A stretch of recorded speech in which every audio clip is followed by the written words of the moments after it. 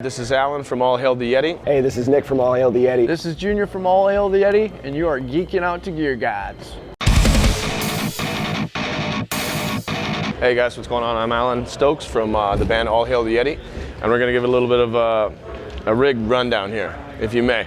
Okay, we'll start with, basically what I got is I run two heads, but I don't run them I run them on separate channels. So I got a dual rectifier and I got a single rectifier. I have the dual rectifier on my main like my heavy channel. I have it set to the modern setting, and on the single rectifier I have it set to vintage setting, so it gives it that balance. I really like Mesas, but I also like that kind of that raw sort of 70s Marshall-esque tone, so it gives it that sort of variance between the two. To run both of those, I have this Morley AB switch that you can either have them both going once at the same time, or you can switch between the two. So which I do use a lot of throughout the set. Sometimes if you would just want, because I'm the only guitar player in the band, you want to have that feel of anytime I play on my clean channel, I shut off my stage left cabinet, and then all my clean comes out of the stage right, as if two guitar players were playing, that sort of thing. So there's that. My pedals are very simple. Just your delay, tuner, and decimator, and then my wah-wah pedal, Crybaby, always. Yeah, what else do I got going on here? I use Mesa cabinets, and my guitar. And the guitar I use a Schecter Blackjack Atx 2 with Seymour Duncan blackouts, both in the bridge and in the neck. These are great guitars. They're very road-worthy and tried, trusted, and true, or whatever you want to call it. And I actually had the guys at Schecter do this relic job on this particular guitar. This is my main guitar, and so they did all this stuff by using acid on the knobs and just wearing down the wood to give it that kind of that whole sort of vintage look, which I'm a big fan of myself. So in my rack I have, this is my power conditioner. This basically just runs both of my heads and my wireless rack as well, just for clean power, just in case there's some sort of surge and whatever, and you don't shit out your gear. And then just the G90 Line 6 wireless, which I'm a huge fan of, because it's a digital signal instead of an analog signal, and with all the different things what you'll see later on in this rig rundown is there's so many different analog signals going on a tour, and also just on any live show, that with the digital signal it cancels out all that kind of interference, or using the same channel, or cutting in, cutting out, all that bullshit. So that's basically it. Hey, how you doing, y'all? This is Nick from All Hail The Yeti. Here's my Gear Gods rig rundown for everybody. We'll start with my amp. It's an orange 8200 full tube 200 watt bass amp. I love it because it has independent master and gain channels, so you can kind of mix and match with how much power you want to run. I keep everything dialed, dialed pretty passively with everything. I don't like to run a whole lot of power through that, but it definitely rips, when you open it up. And then I use a 410 115 cab configuration here. I got the sub on the bottom, pushes a lot of air, and the 4 dimes up top. Keep things nice and twangy, because I like a good balance of twangy tone, and then also just that low push, because being in a single guitar band, kind of have to act as both bass player and rhythm guitar sometimes, so I find that's important. Over to the pedal board, meat and potatoes, man, super simple. This is the main weapon right here, the Sansamp DI. I'm sure a lot of people are familiar with it. It's my main DI that I run out to the front of house. I like it with a lot of extra clack on it, so I like to crank the treble. Same thing though, the bass, or the volume and drive channels, I like to keep them relatively low. Just kind of keep everything just pushed a tiny bit, and not necessarily like a distortion pedal, just boosts the tone a tiny bit. And then for serious heavy stuff when I want some crunch, I got this baby here, the Big Muff. which I've only recently added, but I love just for like little parts where it's just me on like a little solo rip, or if I'm pushing something really heavy on a breakdown. And then you know, tuning pedal. That's about it. And then the instrument, I use Schecter. Been using Schecter for several years now. I love them. I use the Diamond Series Jazz Plus, which they just came out with in the last, I think 2015. I got one, and then I had them give me another one because I love them so much. It's because it's got the four-way rotary pickup selector. So it's kind of like the tone options you'd have on like those Fender Jaguars. So you're looking at like bridge and neck pickup, and then also series and parallel wiring between the two pickups. So I like to keep it on the, you know, second setting. I like the parallel wiring personally, and I love it. It's my favorite. So that's about it, man. That's how I like to get heavy. So hope you all enjoy. Thanks a lot for watching. My name is Ryan Jr. Kitlitz. I play drums for All Hail the Yeti. I'm going to take you through this kit here real quick. I play Yamaha drums, Zildjian cymbals, Remo heads, and ProMark sticks exclusively.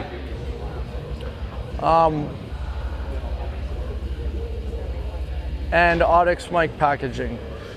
I use a 14-inch A Custom Zildjian, brilliant finish. They're a little bit heavier but brighter as opposed to darker. I just like a little more high end on my hats. I use the medium thin crash, 17-inch. It's not too big. I use a lot of big cymbals, and it gives just a nice little pizzazz to a heavy sound when you need it. I use the A Customs Rezo Ride 21. This is something that gives me everything that I need as far as crashing. I like to ride on my crashes, but it also gives me a nice ping when I need it throughout the cymbal and on the bell especially. I also use an A Custom Sweet Ride 21-inch. This is what I use for my main crash. As I said before, it's a heavier sound, so I like bigger cymbals. The feel of it just goes a lot better than a thin cymbal that kind of flaps around. I got a little more control with it. Last but not least, I don't even know what this one is. Ultra Hand Hammer China. I just got this one.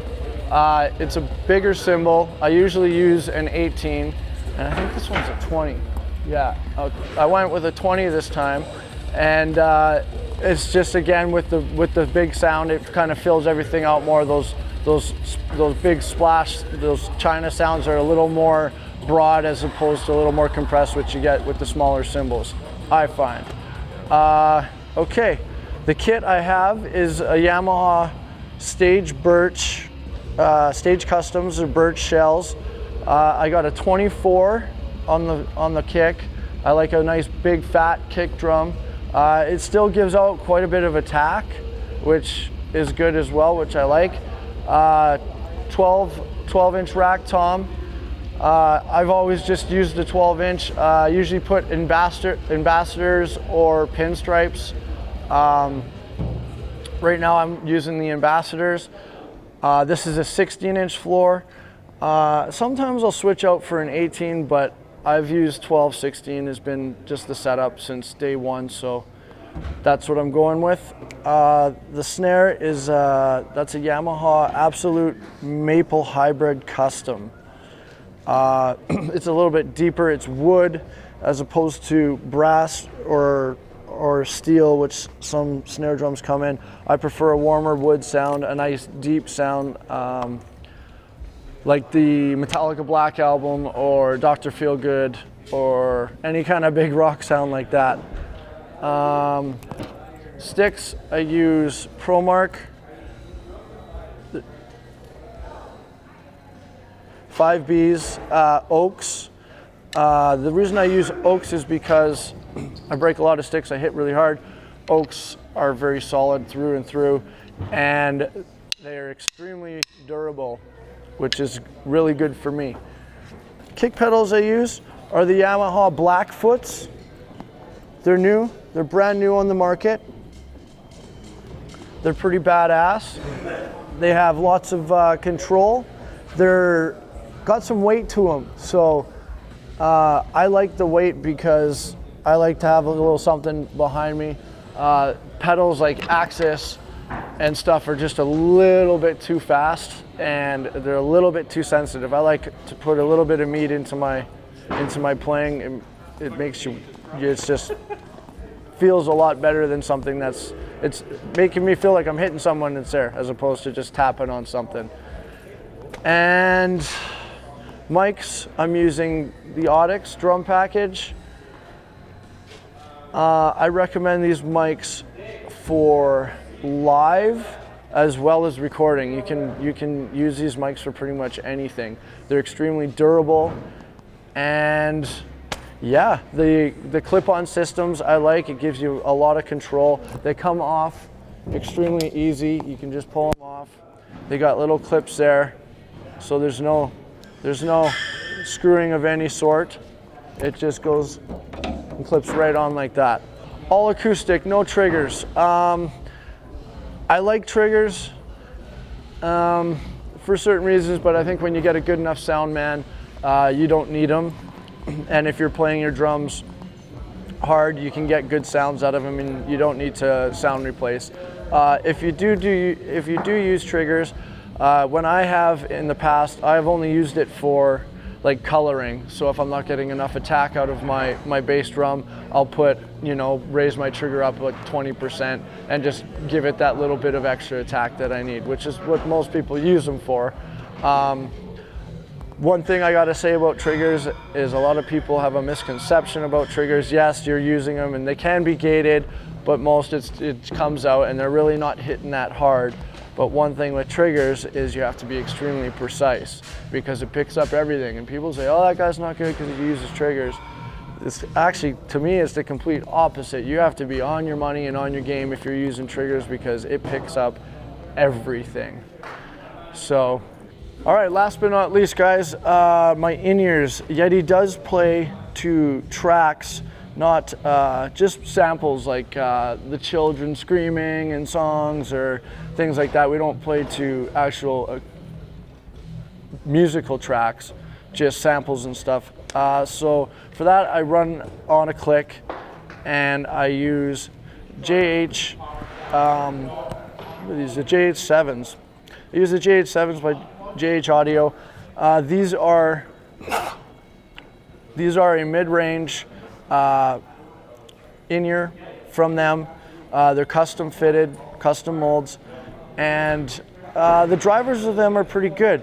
It's not too much bass, and it's not too much high end. Like I said, it's a good bang for your buck. They're mid-range in their price, and I've been using these for probably 6 years now, and I've never had a problem with them. Everything works on them. You can get them wet and they dry out, and they're just the best, and they keep me happy and they keep everybody else happy and on time, which is the most important thing. Oh, and of course, the most important part of having a properly run rig in today's world is having one of the best techs here. This is my boy, Andre. Andre. What's up, guys? My name is Andre. Alan's tech, as long as Mark Rizzo's and Gus G's. Try to keep these guys in line every freaking day. Keep those strings stretched. This is Jesse from Black Crown Initiate. This is Nick from Black Crown Initiate. Hi, I'm Wes Haug. This is Andy from Black Crown Initiate, and you are geeking out to Gear Gods. We're going to talk about our rigs. These are our brand new Rev Cabinets from the kind folks at Rev Amps in Winnipeg, Canada. We're pretty stoked about these. These are